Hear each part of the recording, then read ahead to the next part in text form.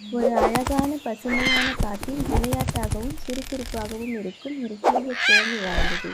அவன் தினமும் மரமிருந்து மரம் குதித்து பழங்களை சேகரித்து அங்கு இங்கு விளையாடிக் கொண்டிருந்தான். அந்த குரங்கின் உலகம் நிறைய மகிழ்ச்சியோடு இருந்தாலும் அவன் ஒரு பழக்கம் கொண்டவன்.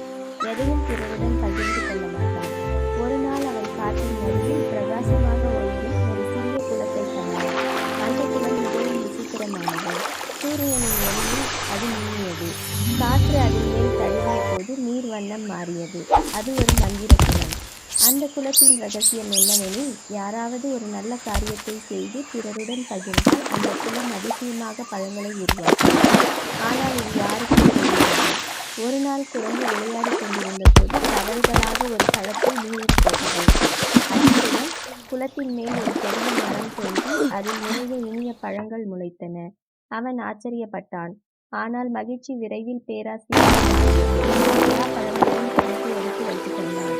அடுத்த நாள் அவன் மீண்டும் குளத்துக்கு சென்றான். ஆனால் இம்முறை நீர் வற்றிக் கொண்டிருந்தது. பறவைகள் வரவில்லை. மரங்களும் சோகமாக இருந்தன. மந்திர குளம் மௌனமாய் தன் ஒளியை இழந்தது. நாட்கள் கடந்தன. ஒரு நாள் குரங்கு வீட்டு உணவு நீர் மீண்டும் நீங்கியது. காற்றில் வாசம் பரவியது. அவன் தோழி சொன்னான்,